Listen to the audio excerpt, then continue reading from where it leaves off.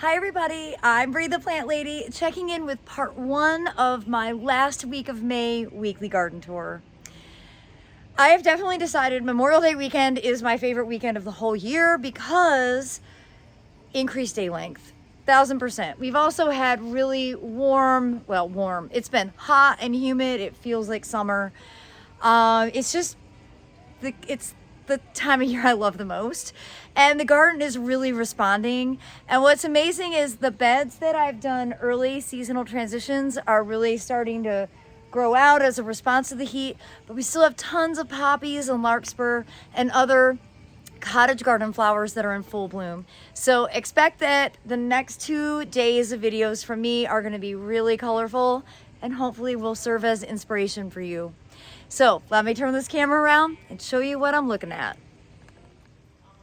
So here at the feed tank bed, the coleus are really taking off. I have harvested all of the garlic.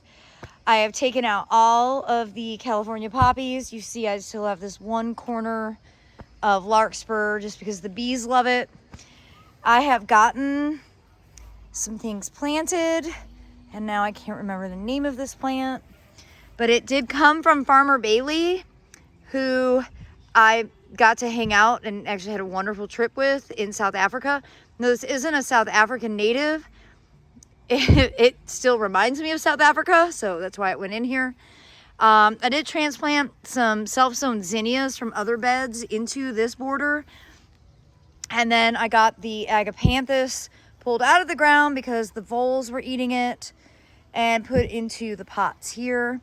I also got the pool clean and tidy and beautiful, and I get a ton of questions about the feed tank, so let me just real quick give you a synopsis of this. So this was David's idea. We put it in about 8 years ago. It's literally a feed tank from Tractor Supply, and he added a pump and filter. I keep it chlorinated year round, and I vacuum it with a vacuum like that you buy from Amazon that hooks up to a hose. And we do use it as a quote swimming pool. I mean, it's almost 3 foot deep. It's 8 foot wide. So it's not like a pool that you're gonna exercise in, but it's really nice to cool off in. And because it's not so big, you can actually keep the water quite cool and refreshing because a lot evaporates on a regular basis. So you're adding water quite regularly, and I just think it's the greatest thing ever. Now, the reason that we couldn't put in a real pool is because our leach field starts like right there, and so we don't have room with the depth of our back deck to put a proper swimming pool into the backyard, and likely that's going to be the same situation with the Airbnb. So this was the easiest alternative, and well, 8 years in, I've never regretted having it. Now we have put in a bunch of glass balls because I was very inspired when I saw the Dale Chihuly exhibit at the Chihuly Museum out in Seattle. And so that's just kind of us paying homage to, an artist that we really admire. But I highly recommend feed tank pools, especially if you're not trying to exercise, you just want to cool off. It's awesome. And you're not the only one that uses it. Like, you probably have at least 10 or 12 leopard frogs that basically live feed tank adjacent and use it on a regular basis. And nothing wrong with sharing the pool with some local friends. So there's hopefully answering some of your questions about the feed tank, that it is in fact something that we utilize in the summertime to cool off, because here in Fuquay-Varina, North Carolina, it's really, really hot. All right, I'm standing right here, and this is the perfect moment to talk about poppy seed collecting because I've just started, and I promised to make a video, but I haven't yet. The finches are starting to steal my seeds, so that kind of kick-started me. But I wanted to show you the different stages of poppies. So this is not ripe. See how it's green, it's soft, it doesn't have little openings, whereas this one here is brown. It's not really hard yet, but you see the little windows have opened. That's the sign that you can go ahead and harvest this pod. And what I do is I just cut it down to where the first leaves start, and I just turn it upside down in a bucket, and the seeds pour out. And it takes a long time to get all the seeds out, so it's not like a one-time and done experience. Tomorrow in the front yard weekly tour, I'll show you my very not complicated seed collecting process with all the buckets and whatnot. But just so you see, not ripe here. Here's another one that is ripe, because you see the little openings. Basically, like little windows open, and that's what makes the seeds come out really easily.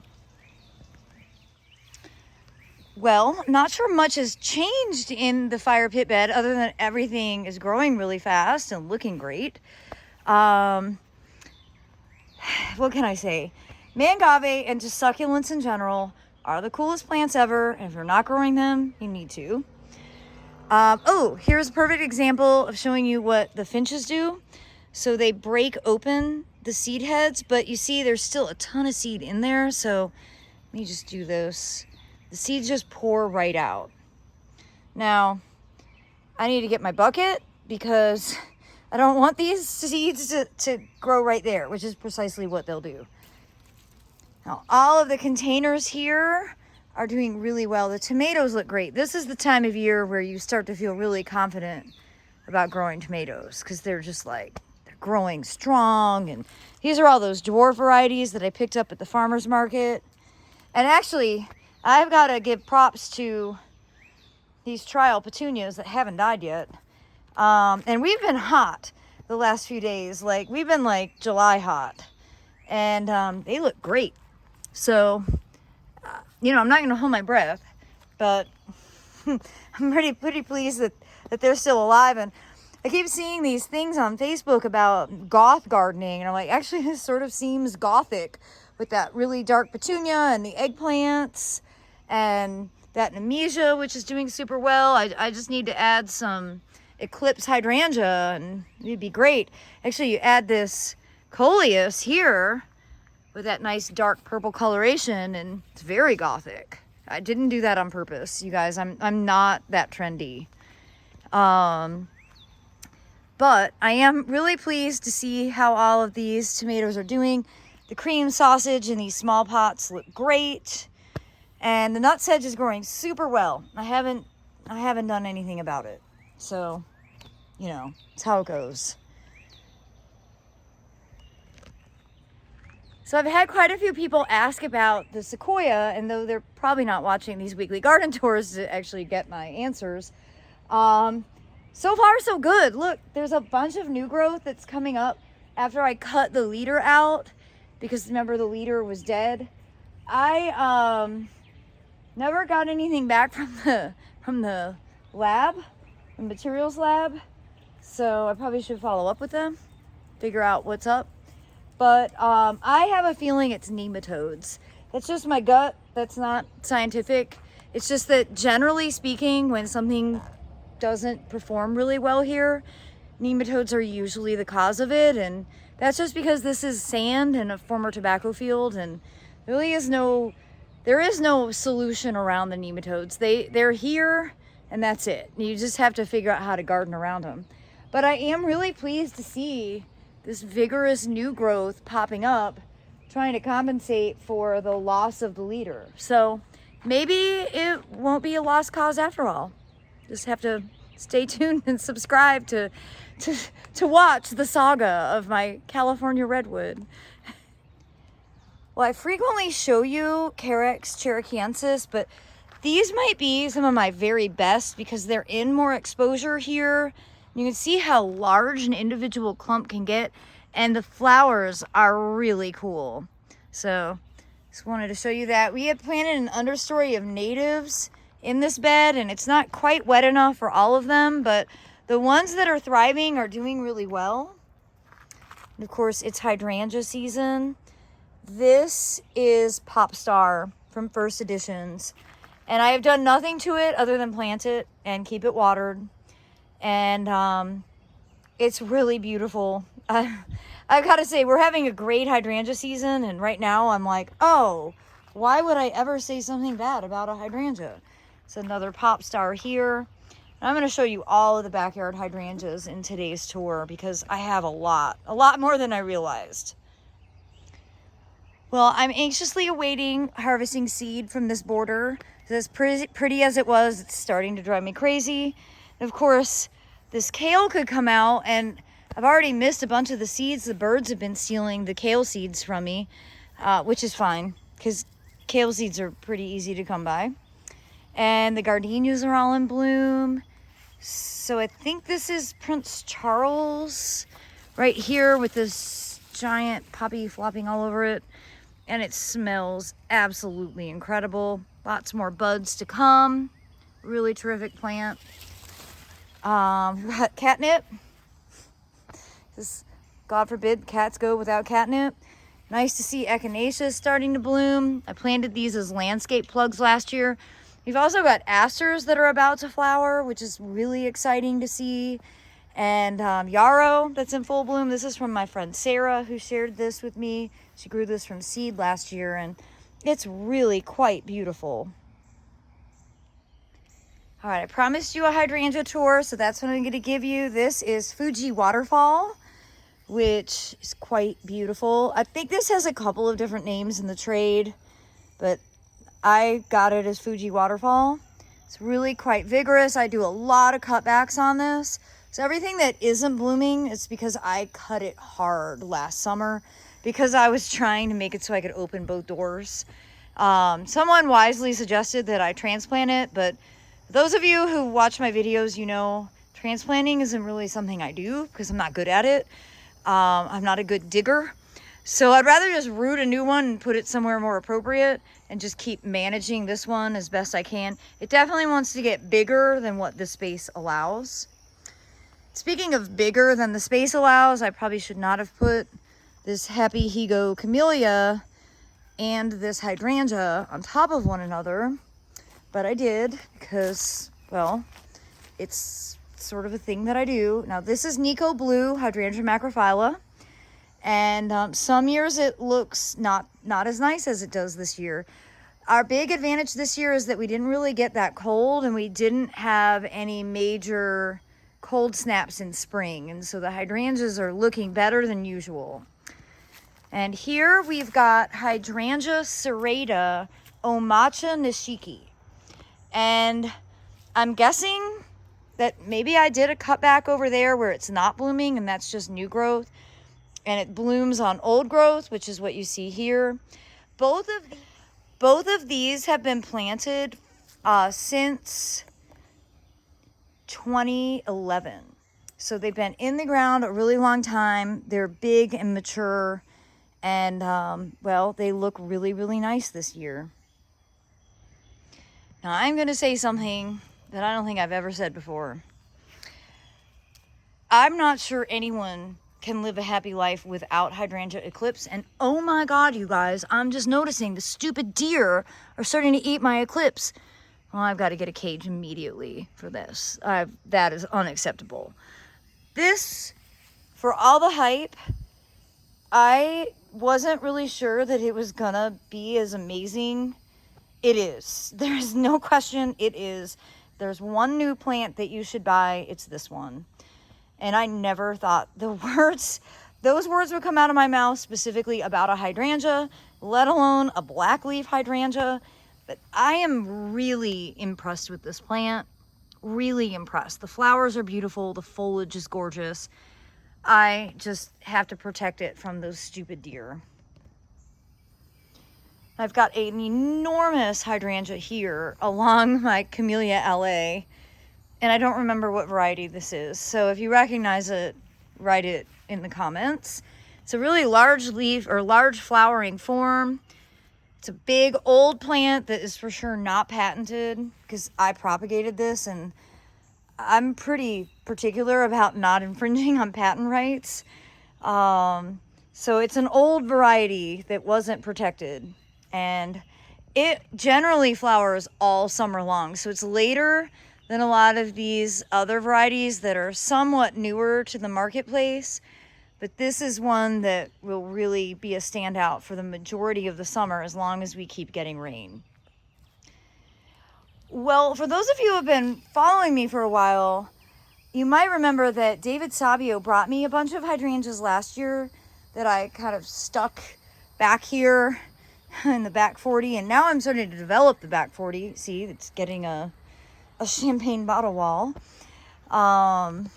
So they did all come with labels. I should have searched for the labels before I made this video. I don't actually see one on that, but that is a nice little variegated lace cap. See those blooms? Again, I'm not sure. This might be Summer Crush. It's a really nice flower, really nice tight foliage. Let me see if I can find a label. When they had labels, I didn't take them off. They didn't all come with labels. Well, I don't see one. And I believe this is Miss Sayori, which was one of the very first dark leaf varieties to hit the market. And though it's nowhere near as dark as Eclipse, it's still worth growing because the flowers are incredible. So you don't need to make a choice. Grow both, or frankly, grow them all. Now here's another really great Hydrangea macrophylla that's variegated. Again, I don't see a label on it. And no blooms this year, but that's okay. I'm just happy to see that it came back. All right, where are we at? The progress over here. Well, we've got a lot of privet to remove. It's on the list for this week.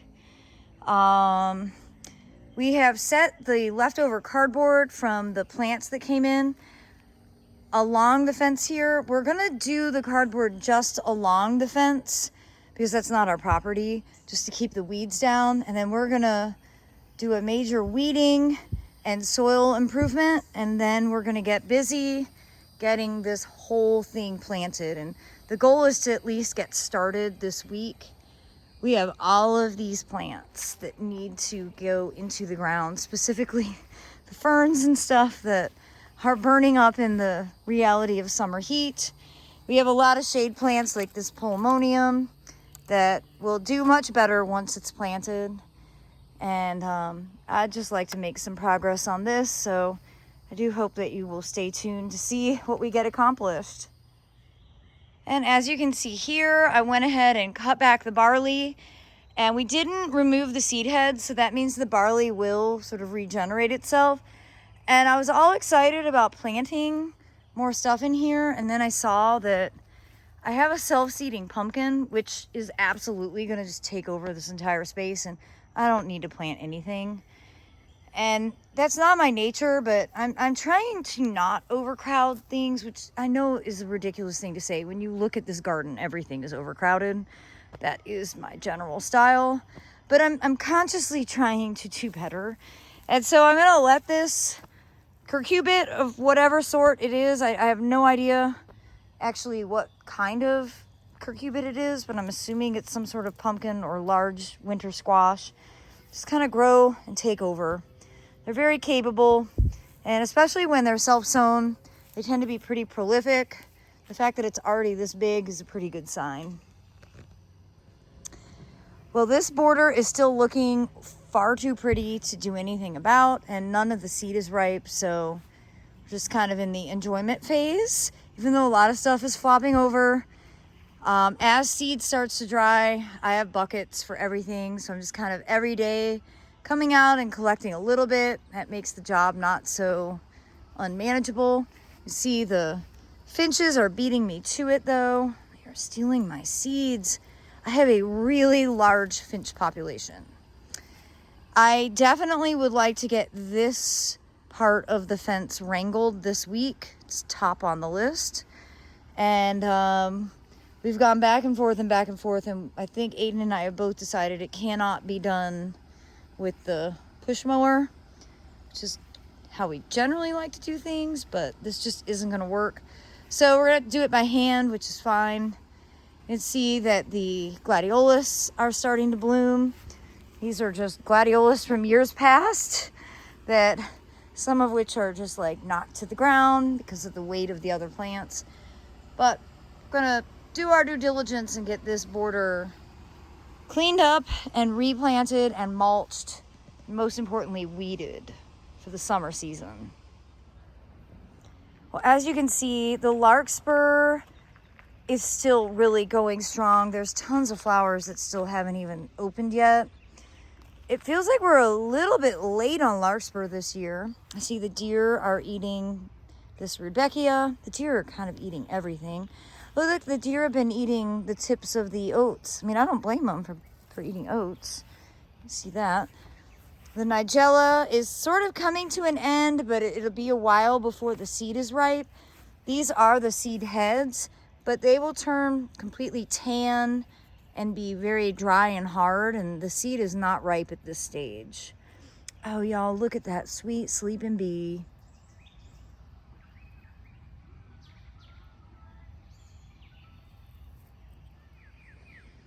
Probably the most unusual thing that opened this week were these self-sown sunflowers. And I've never had sunflowers at this season, and I love them, and they're enormous. These are self-sown from the former compost pile that was here, and you can see they're every bit maybe 10 foot tall, and lots of flowers on them. It's so exciting, and it really does feel like such a treat to have sunflowers on Memorial Day. Now the goal will be to have sunflowers also blooming on Labor Day. Well, everybody, I hope today's weekly garden tour will serve as inspiration for you. And I look forward to sharing all the sights and scenes from my front gardens tomorrow. I'm wishing you all the very best for a safe and happy Memorial Day. And thank you to all of our veterans for making this holiday possible.